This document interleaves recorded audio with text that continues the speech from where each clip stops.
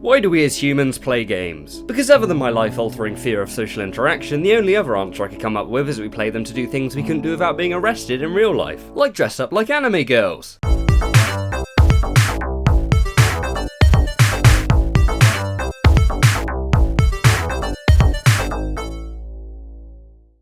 So like the disgusting, sickening casual I am, I found myself playing a lot of primarily action-orientated first-person shooters a lot lately. And although they did include games like CT Special Forces, they also included really good ones, like that one. It always made me laugh how people complain about these games being too dull and never changing up the formula, when they also, and at the same time, praise Doom for being a classic and not over-diluting the gameplay with too much depth to the story or characters. So I thought to myself, what are my favourite rocket launchers of all time?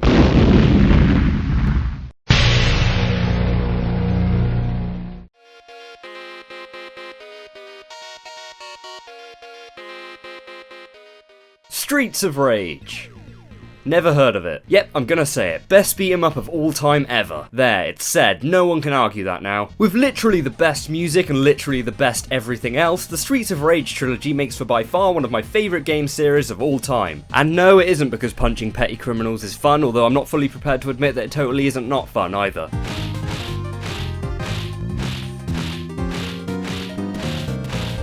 It's because punching petty criminals eventually gets just that little bit boring, although not really. So you decide to bring out the big guns in the form of just some guy in a police car, who then fires a rocket launcher, excuse me, let me repeat that, a rocket launcher, that creates a circular fiery storm of death, essentially murdering all these arguably innocent people who probably had families and most likely children.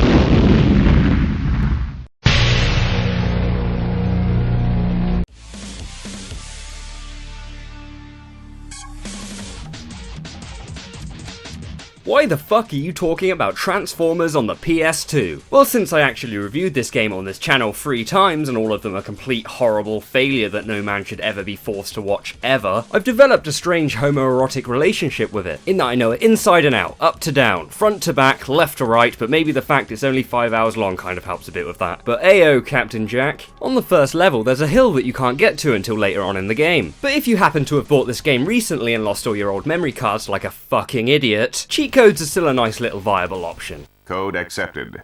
In cheating your way to the top of this hill, whoops, I meant reaching it in a totally legit way. No, I didn't. You get access to the single best weapon in the game. The weapon that will, on its own, single-handedly destroy any Decepticon soldier that stands in your way. A weapon that looks like this. Sure, it might not look like much, especially when you're fighting things that literally look like one giant pile of please for God's sake don't hit me. But I'll have you know this little bastard packs quite the Twin Tornado Rocket Storm. And something I've always said is that if you're ever going to pack anything, you definitely want to make sure it's a Twin Tornado Rocket Storm.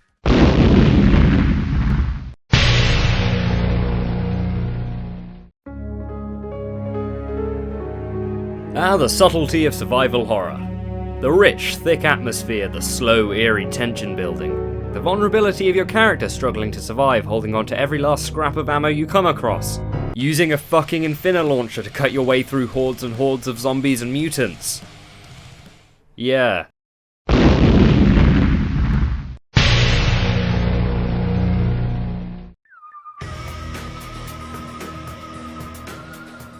Earth Defense Force is a game so uncared about that not even I care about it. Let me say that again, not even I care about it. But for the people that do care, something the game is well known for, or unknown for, other than its, you know, existence, is the bugs. Because there's a lot of bugs. In fact, some would even dare to argue there is too much, a lot of bugs. So much bugs that the game goes into what I and other experts like to call Microsoft PowerPoint presentation mode. But thankfully, the thoughtful developers decided to give all 2 of this game's player base a plethora of weapons to use when dealing with them. And in amongst the catchily named BZ Plexi Core T and the 0/DMS-M2, one weapon always stood out to me. The Air Tortoise.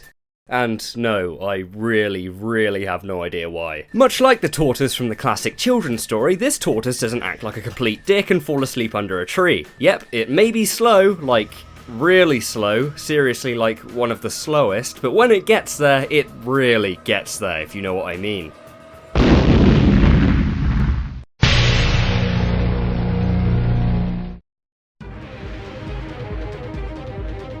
Something that a lot of you might not know about me is that other than Corey Baxter, I also have another undying lifelong love, and that's Turok the Dinosaur Hunter. I would always bring the comics to school because they had blood in them, and all the kids would be like, holy shit, this kid is so fucking edgy. But I digress about how awesome I am. I also had the game, and it had a rocket launcher. I bet you can't see where I'm going with this. While the Scorpion launcher both looks nothing at all like a Scorpion and is nowhere near the best weapon in the game,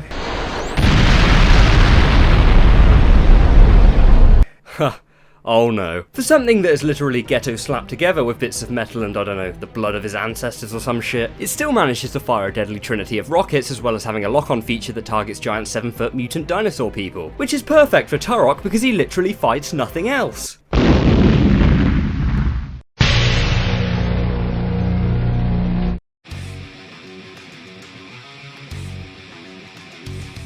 In the great game of Painkiller Black Edition, there are two kinds of people, those with guns, and those who ran out of bullets in their guns so they had to resort to slicing people's faces off with this knife fan. But you're all probably like, what the fuck is a painkiller right now? So allow me to sum up the entire game using only the name of the company who developed it. People can fly. People can indeed fly, especially when you're making them with a variety of different explosions. Painkiller is one of the most fun games I've ever played, and a perfect example of how classic FPS games are way less than dead, until they made the sequel, because then they died. And I wouldn't blame you to assume that due to the fast-paced murdering present in this game, it also features an awesome variety of weapons. And yes, awesome is one of the words I would use to describe them, the other being what? I mean, having a gun that fires shurikens is awesome enough without having to have it also fire lightning. And by the time you find yourself putting a freeze cannon on the end of a shotgun is when I think you just need to slow down and tell me what you've taken, because I really wouldn't mind some of it. Some of the other weapons are the aforementioned face removal fan, but the more important and relevant one being the chain gun with a rocket launcher attached to it. And yeah, some people might argue that it's a chain gun first and a rocket launcher second, but to be fair, I also argue shut the fuck up. And if I really need to explain any more than I did just there, I suggest moving somewhere a lot more tolerant and acceptant of your condition, like maybe a really big bottomless hole.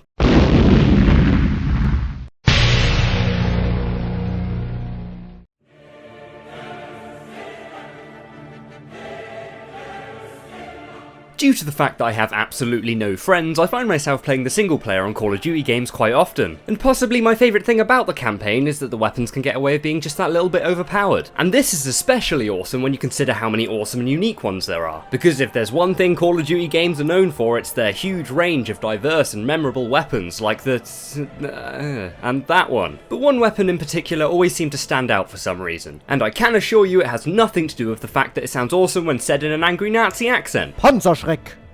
Actually, yeah, it's exactly that. The Panther Schreck, or Panzerschreck. Yeah, that, literally translates from German to Tankbane, and if that wasn't already the single most metal thing you've ever heard in your life, allow me to fix that for you. Packer-punching the weapon transforms that old piece of 1940s hardware into the Longinus, a piece of 33 AD hardware. The Longinus, and I really can't wait until I never have to say that word ever again, is a beautiful chunk of rapid-fire explosive metal which, although is extremely unrealistic, can tear through any horde of zombies until the game becomes inevitably impossible. I mean, it's so good it's almost exactly like insert obligatory Hitler joke here, am I right?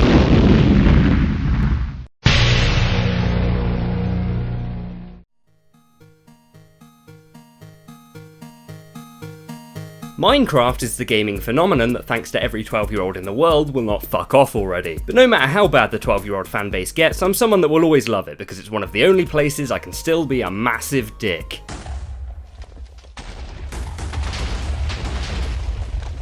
Was that my house? From the delicious vanilla explosions of TNT to the erecting of a giant cock on something your friend spent ages making. Or hey, if you're like me, why not try planting a rose in their house and writing a steamy love poem on a sign?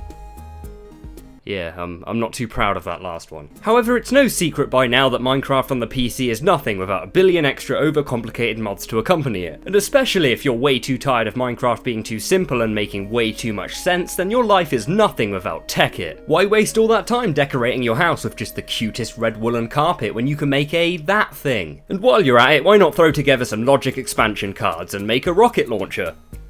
You know, if you just really want to make your life a living hell. The rocket launcher in Tech-It has always been one of my favourite rocket launchers of all time since I discovered it yesterday morning. The reason, however, I feel it belongs on this list is because of the many uses it has in the game of Minecraft. Like, for example, an efficient coal mining, roasting a mean chicken, fucking up the side of a volcano, And finally, and let's not forget more importantly, using its inbuilt lock-on feature to efficiently be a massive dick.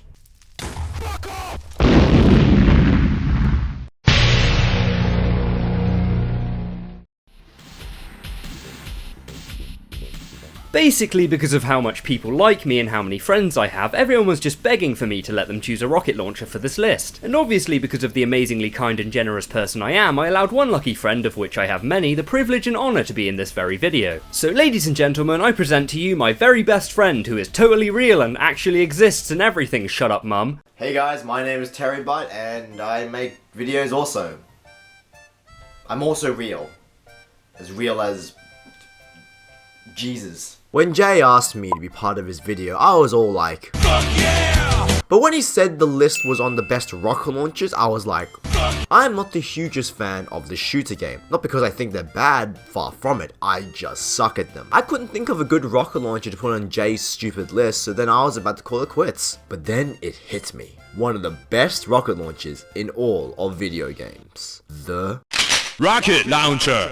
Aw yeah. Metal Slug has some pretty crazy weapons. From the classic heavy machine gun and the flame shot to the what the fuck? All these weapons are so satisfying and cause so much destruction to everything in sight. And then we have all the rocket launchers from super grenade to the enemy chaser to the absolute sexiest thing on the planet, rocket launcher.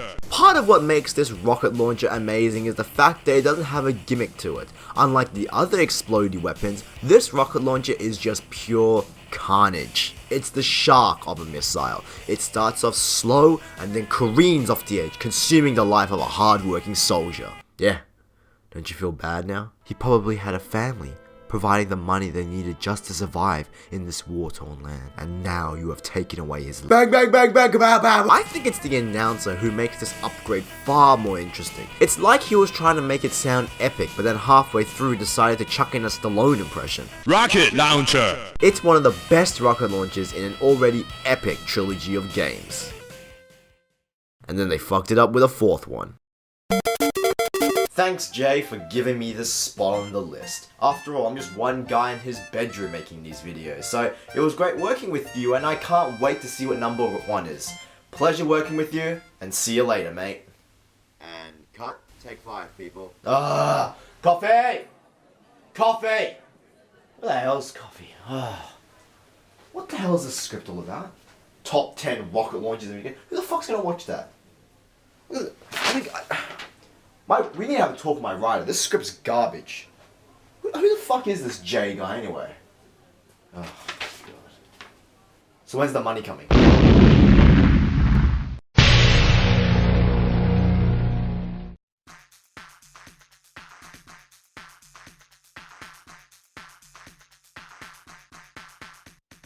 Will someone please tell me how you're supposed to even start to talk about your favourite game of all time, because fuck. Well, in my case, you don't. You just complain and whine about not being able to. Aren't you just glad you're watching this shit? The TimeSplitters series is my personal example of the most perfect, flawless games ever made. Yep, problemless. Absolutely problemless. And apart from the fact that I do actually have some minor issues, now's not the time to discuss my superiority complex. I could really go on and on for hours about how perfect every single thing in these 3 games are, but chances are absolutely none of you care, like, at all, seriously. And I really don't expect you to, because I, and although I may not like it, am fully aware that not everyone is as intelligent and has good tastes as me. However, that being said, TimeSplitters is a classic light-speed first-person shooter, like Blood or that other one. The guns feel super awesome, especially when you achieve that perfect 360 across the map wallbang. Made even better when done with the super creatively named rocket launcher. Take it slow and try not to have too much trouble with that one, guys, it's a bit of a mouthful. The rocket launcher is about as cool as guns get in this game. It always stood out to me because it looks absolutely nothing like a rocket launcher, like, at all. And what's even better is that switching it to alt mode fires all of them, which really helps if your goal is to make all your opponents burn more than gonorrhea. Gonorrhea? More like I wish it was gone, am I right, guys? Haha.